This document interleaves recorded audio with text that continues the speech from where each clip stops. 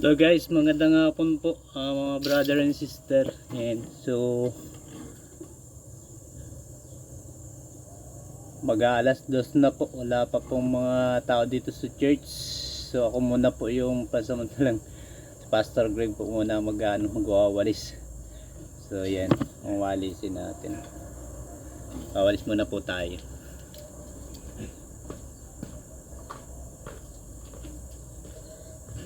Kawalis muna po tayo guys. Wala pa punta. Wala mag-isa magwawalis.